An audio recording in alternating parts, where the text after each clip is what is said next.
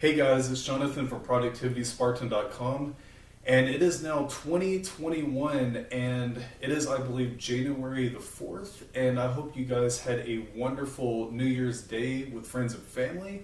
I know that I sure did.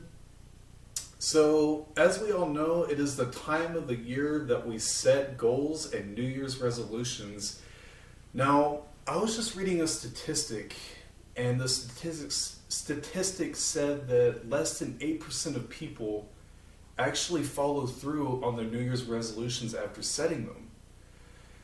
So it made me think, why is it that so few people, only a tiny percentage of people, actually follow through on the goals that they set for themselves for the year? And I know, based on my own personal experience, there's been several years where I've set goals for myself, and sure enough, I didn't follow through on them. But there's also been years where I did set goals, and I did follow through with them. So I want to share with you my thoughts on how to stick to your New Year's resolutions and to stop putting them off. So I think the biggest reason, first of all, that people don't follow through on their goals for the new year is that they don't have powerful enough reasons. They don't have strong enough reasons to follow through on their goal.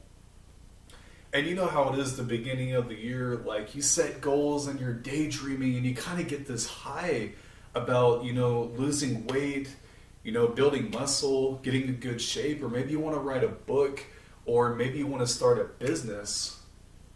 But you know what happens? Sure enough, it wears off after a few days, weeks, and months. And you'll often notice that in the gym is packed in January. And after January, there's a lot less people going to the gym because those people that set their New Year's resolutions, their motivation, their discipline has worn off. And now they're just back into their old ways. So what happens is you get this high when you set your goals for the new year. But then life kicks in, and then you realize that in order to actually achieve this goal, it's going to require sacrifices. It's going to require disciplining yourself. It's going to require giving up TV, or giving up junk food, or giving up, extra free time that you're spending with your friends. And when people realize the reality of achieving their goals and that it requires giving up things in order to get it, then it's no longer worth it to them. They would much rather have, even though they really want to achieve their goal, they would much rather have the short-term pleasure of all these short-term gratification things, as opposed to actually putting in the hard work to actually achieve their goal.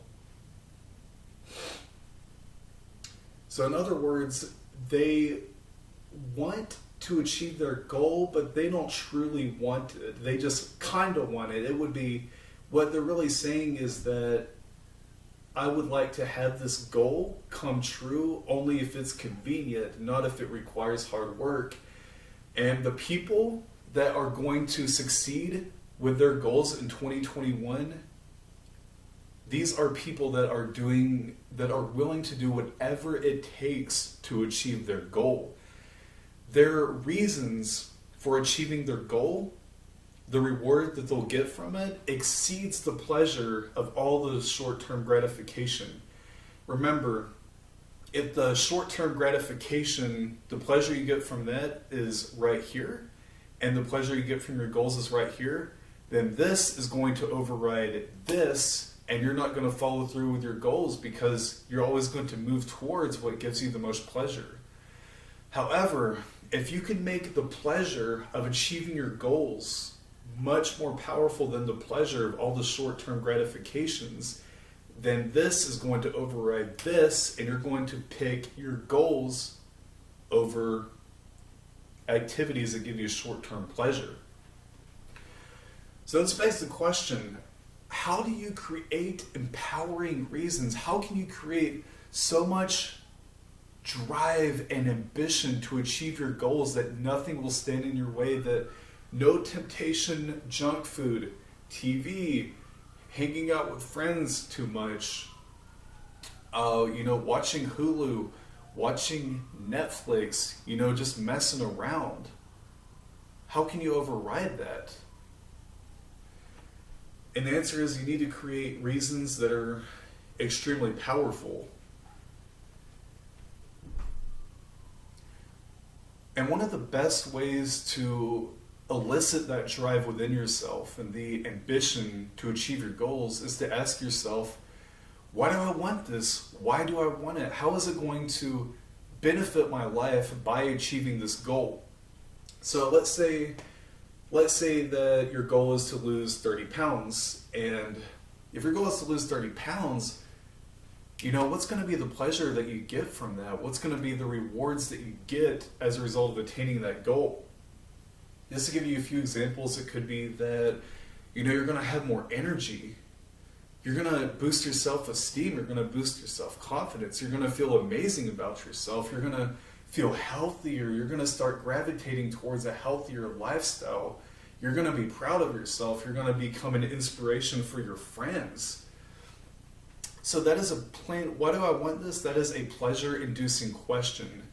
Now, you want to use pleasure to motivate you to achieve your goal, but you also want to use pain as a motivator to achieve your goal. And to be honest, guys, pain is actually a far more powerful motivator than pleasure, because there are many things that we'll do to gain pleasure, but we'll do almost anything to avoid being in pain. So for the example of losing 30 pounds or whatever goal it is that you have for yourself for 2021, ask yourself, what is it going to cost me in my life if I don't achieve this goal? Well, by not losing those 30 pounds, it's going to affect your self-esteem. You're gonna have poor self-discipline, poor self-control, and that poor self-discipline and poor self-control is going to spill over into all the areas of your life. Because how you do everything, or how you do anything, is how you do everything, right? So if you poor discipline in one area of life, that's going to affect all the other areas of your life, and vice versa. If you discipline yourself in one area of life, that's going to make it, at least 10 times easier to discipline yourself in any other area of life. So use questions to really think about the rewards of achieving your goal, and really satiate yourself with the pain of what your life is going to be like if you don't achieve that goal. And if you can do that, that's the difference between people that succeed and people that don't succeed. That's putting it as real as possible. People that are successful in any area of life, they are horrified of what their life will be like if they don't achieve their goal. It terrifies somebody with a really good body and somebody that's really healthy and is disciplined and enjoys healthy living. That person is usually going to be terrified of consuming junk food. That person is going to be terrified of what their life is going to be like. That person is terrified of getting cancer or getting heart disease. And they just really associate to that pain, and you don't just think about this intellectually, you actually feel it in your nervous system, like you feel it with every fiber of your being. So that, guys, is what I believe to be the most important factor that determines whether or not you will achieve your goals. Now, another important factor is accountability, being accountable to others.